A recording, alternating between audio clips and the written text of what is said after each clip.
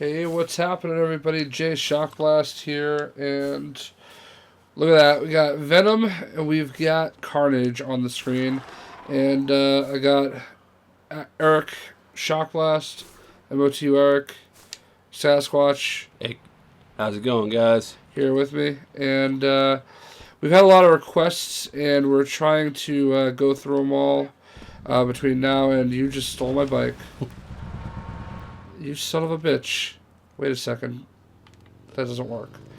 Thank God there's a new new spot over here. Hey, so anyway, you guys have been asking for us to, make a bunch of videos and stuff like that. And one of the cool ones we thought of, there's a couple different people, and I should probably have been more prepared and had everybody listed. And I will look for that throughout the video to give credit where credit is due. Some people want to know a little bit about the history of Venom. Some people want to know who the best Venom is.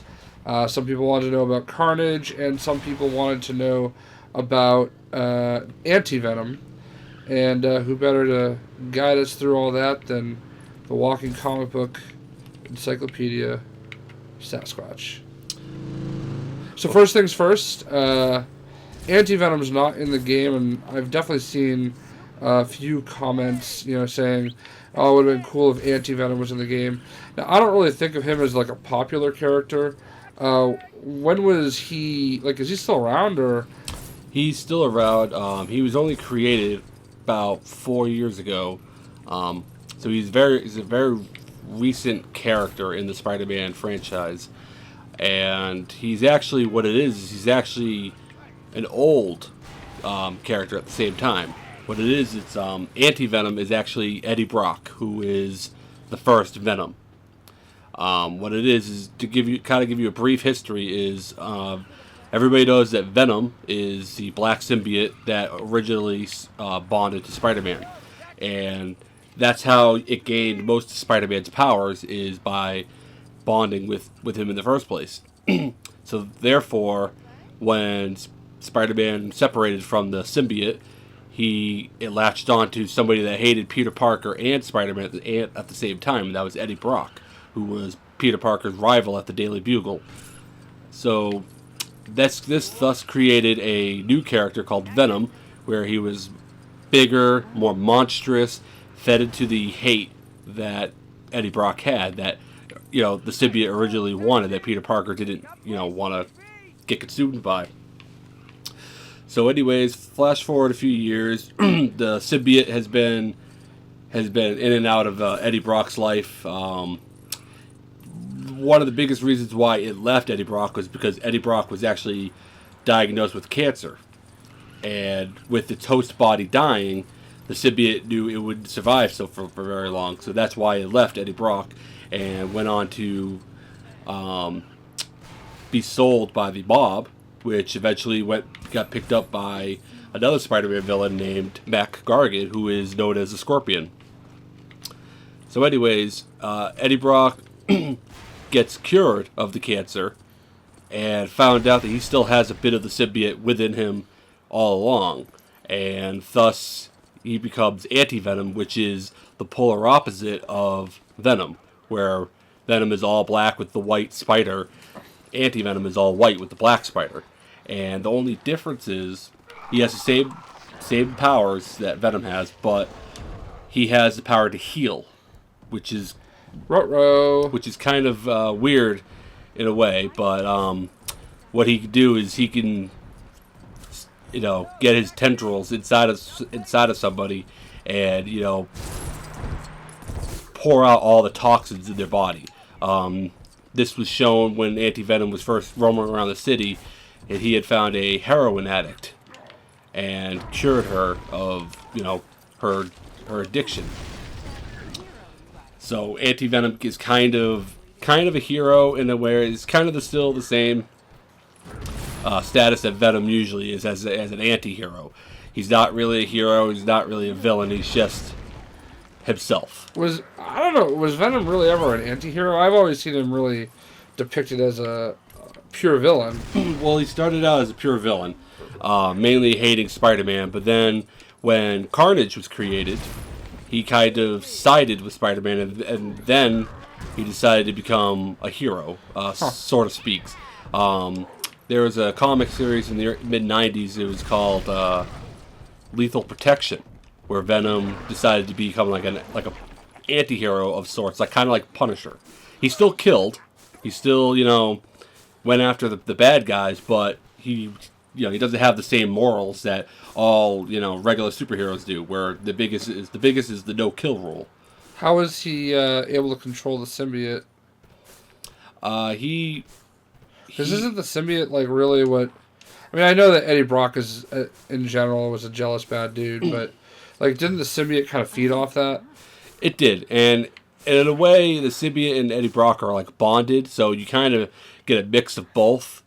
And like I said, with Carnage being introduced in the early '90s, Venom realized that he had to do everything he could to get rid of Carnage, Yeah. and so they kind of put aside their, evilness, I guess you would call it, to subdue the greater evil, which was Carnage, because he was bonded with a serial killer named Cletus Cassidy. Cletus Cassidy. So what can you tell us about Cletus Cassidy? He is a straight up homicidal maniac. Likes to kill. It's what he loves to do best. He's just like typically, Hey, let me interrupt you. Where the hell do the lines go? Like literally straight in the air. What's he caught on to? Air? I'd like to think the shield helicarrier, maybe. There's a shield helicarrier everywhere. Why not? I don't know. This is kind of horse shit. I know it's a video game. I know it's comic books. Well, but I refuse to believe that there's always something that line catches on to. Well, if you pay attention to the comic books throughout the entire Spider-Man history, he shoots his webbing into something, and they never say where it goes. It was only until like recently, like in the past 10, 15 years, or maybe 20 years, and with the movies and everything, that they kind of made everything logical now. But right. Back then, it was just shot it in the air and he swung. All right, now back to Cletus Cassidy. Sorry, that was an observation. Anyways, Cletus Cassidy is as evil and bad serial killer as can be. No morals. He just loves doing it just for fun because he's bored. And so part of Venom created Carnage. They're kind of able to like spontaneously create, almost like giving birth in a way. And thus Carnage was created, and it bonded with Cletus Cassidy. And the way it happened is when Eddie Brock was in prison.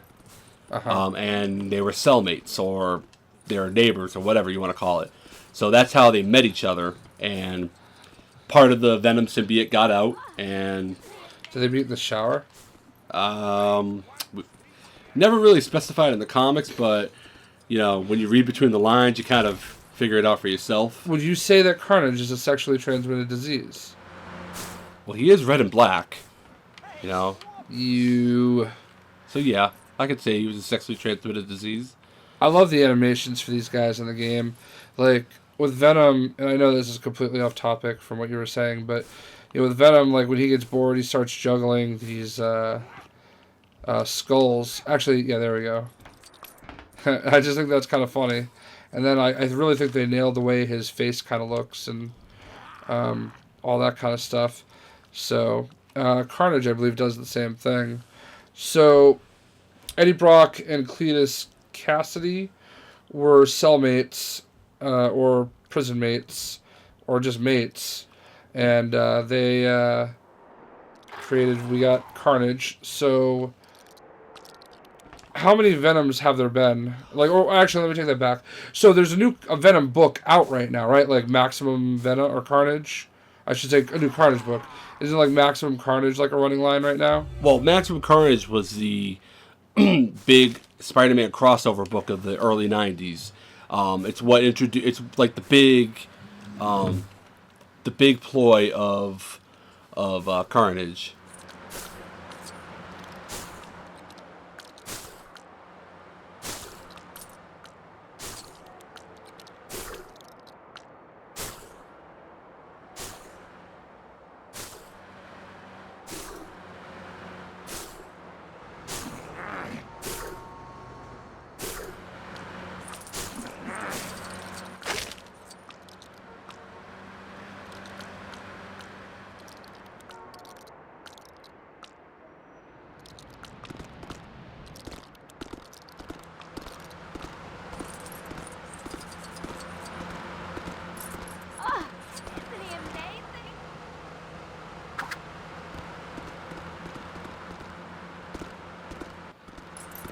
Black Cat, Cloak and Dagger, Night Thrasher, your favorite Nova, Yeah.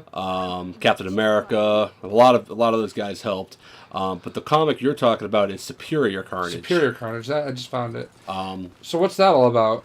It's Carnage has been he's been kind of out of the loop for a while, and he's been separated from Cletus Cassidy, and eventually he gets reconnected. Okay. So it's his kind of like it's kind of his new hurrah, and he's back in action, and he's back to doing what he does best, which is killing. So how many Venoms have there been? I believe there's been a couple, like maybe 2 or 3. You got your Eddie Brock, and like right now we have Flash Thompson as Venom. Currently, Flash Thompson is the current Venom, and he's definitely a good guy. He's military, and he's part of the Thunderbolts. He's what the military wanted to do with Venom the entire time. They they want to use the symbiote as a weapon, and so right now he's currently bonded with Flash Thompson as Agent Venom, and right now he's being used as kind of a good guy. He does, however, have a tendency to, like right now they're kind of using a controlling agent on him, where he stays in form. But there have been times where the real Venom just kind of lashes out and becomes shows himself as the monster that he is. But then, like I said, with the second Venom, it was actually one of the big mob families. One of the mob families bought the symbiote, and the mob boss was going to buy it for his son to use, but realized how much of his son was a pussy, and it got bonded to Scorpion, aka Mac Gargan, and he actually stole the suit for himself because he was no longer the Scorpion at the time, and that actually, depending on the artist who drew it, he kind of actually incorporated part of the Scorpion costume into the Venom costume. Right. Like it was just a gigantic Venom with a scorpion tail. But again, he was also used in the Thunderbolts back when Norman Osborn was running the Thunderbolts, and he used a controlling agent on him to make him look like the black suit Spider-Man. Yeah, so that was Eddie Brock though, wasn't it? That was Mac Gargan. Oh, okay. Eddie Brock at this time is thought to be dying from cancer. Right, okay. So, and all this was happening before Anti-Venom even came out. And he was still pretty vicious, right? Yeah, he was vicious because he had, Scorpion, controlling him, who's kind of the bad guy. And he's, doing everything he can to, but again, he's being controlled by Norman Osborn to stay good. Okay.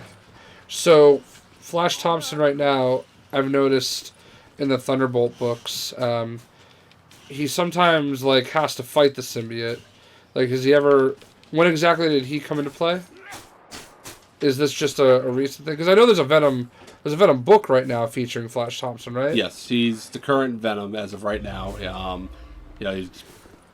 it is, the military finally got, after the whole Thunderbolt debacle with Norman Osborn, the military got a hold of the symbiote, and they've kept it in hiding, and they decided they wanted to use it for Black Ops style, and so they used a former military personnel, which was Flash Thompson, because he actually lost both of his legs in action. And wasn't he Peter Parker's high school buddy? He was the bully. He was the high school bully, and then he went on to join the military and became well respected in the neighborhood and so forth. And does Peter Parker know he is now Venom? Yes, Peter Parker knows everything. Because, like I said, he's obviously ran into Flash Thompson as Venom, and it's like the symbiote recognizes Peter Parker, but he also realizes that he's with Flash Thompson. All right, so I haven't read the last few books of Superior Spider-Man. If the symbiote recognizes Peter Parker, what do you think it would do if it came across Doctor Octopus in Peter Parker's body as Superior Spider-Man? Well, that's actually what they're doing right now. Oh, is it? I haven't read the storyline yet. I'm a little far behind, unfortunately, because of the holidays. But that's the big thing right now. Venom is going to go toe to toe with Superior Spider-Man, and we're going to find out. We're going to find out if the Venom symbiote knows that that's really Doctor Octopus in Spider-Man, in Peter Parker's body. Is it Flash Thompson Venom? It's supposed to be Flash Thompson Venom. So why would he be going after Spider-Man? Again, I don't know that. I have not read the storyline yet, so it's one of those only time will tell. I know. I think the first issue of the series just came out, and then so the next couple months, the story will come out, and we'll figure out what's going on. Yeah, I have a feeling with Amazing Spider-Man 2 coming out next year that Peter Parker is going to come back. You better. So I have a feeling that's what this 2014 is going to start going down the road. Who's the one that wrote that story, Spider-Man number 700? That would be Dan Slott. Dan Slott, yeah, man. I'm still not okay with Dan Slott. I mean, it took some balls to do it, but, like, I hate Superior Spider-Man so much. Like, for a while, it was kind of like, okay, it's cute, it's creative, I get it, but, like, I wasn't expecting it to be, like, what are we on, like, over a year since it happened? Yeah. Yeah, I mean, honestly, like, when they snuffed out Peter Parker, supposedly, I don't know, it was, like, issue, like, 12 to 13, I just was so frustrated, like, I mean, I guess you gotta keep the book going, but, like, at the same time, like, I'm so tired of it, Like, I just put Peter Parker back in there. I mean, you're kind of like, I don't even know how to put it into words. I just haven't been feeling good, so I'm just kind of stumbling there. But, like, I really have not been a fan of the series. I mean, I feel bad for the guy, though. Like, you got to be the guy to kill Peter Parker, and, I know he was getting, like, all sorts of hate on Twitter, but... Not only hate, he was getting death threats. Well, I mean, what do you expect? I mean, I guess, in a way, you have to respect it, because, like, hey, you elicited that kind of reaction, and, to be honest with you, as a writer, that's kind of what you hope for, to be able to get some type of a reaction. When people react, it means they care, but, I mean, I don't know. So... I don't think, I mean, I'm not sure, I don't remember because I was still young, but I don't think the DC editors got as much hate mail as Dan Slott did with Spider-Man when they killed off Superman. Yeah. And I don't think everybody, gave Marvel crap for killing off Captain America, years ago. I mean, I think Spider-Man is probably, would you say, Marvel's most recognizable superhero? Besides Iron Man? Maybe Iron Man, yeah. Well, only Iron Man lately because, I guess of you all the kind movies. of tie him into Robert Downey Jr. Is the number one most recognizable Marvel hero. Yeah. No hands down he is. Look at the Macy's Day Parade. They usually had Spider-Man in there. Yeah. And it's always been him, even before all the movies. It was always the big popular character. He's the frontal face of this Marvel comics. Kind of like John Cena's the real face of WWE, and Superman and Batman are the face of DC Comics. Yeah. So, well, we've got a lot of information today about Carnage, Venom, Anti-Venom.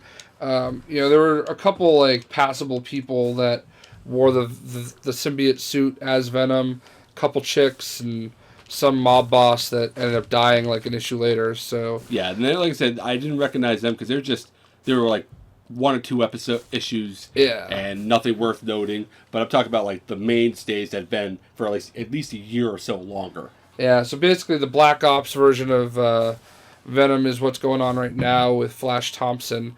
And to be honest, like I said, I mean, I love the Thunderbolts book with Red Hulk, Deadpool, Punisher, Venom, and Elektra. There's somebody else, isn't there? That's just the main guys. I think the leader is part of it now. Yeah, but not in a good way. So, But, I know this is one of the videos that everybody requested, so I hope you enjoyed. I hope, you learned a little bit about those characters. I seriously doubt, even if there is ever DLC, you're going to see Anti-Venom in this. There's just too many other characters that I think, are a little bit more popular that would get into here. Carnage is definitely a very popular character, so I can see why he's in here. He had his own video game in the 90s. Yeah. So, I mean, Anti-Venom, though, I honestly didn't know a whole lot about him. I know they made, like, an action figure for him, who made that Diamond Select. Yes, it was one of the Marvel Select figures, and it's actually a great-looking figure. They just re-released it. Yeah, I never really realized that was Eddie Brock. I remember I could have got it for, like, $2 when one of the local FYEs went out of business, or maybe it was Strawberries. Yeah, I didn't get it. I was stupid, so... In any event... At least you recognized it. Yeah. I mean, I recognized it. I just didn't know who Anti-Venom was, so... in any event, I hope you guys enjoyed. Obviously, this is just kind of a simple overview. Eric has friends to attend to, so we are going to bang out a ton of videos tomorrow. Hopefully, whatever stomach bug I've got going on will be over by then, and I'll be feeling up to doing this a little bit more. Hope everybody enjoys, and we'll catch you later. See ya.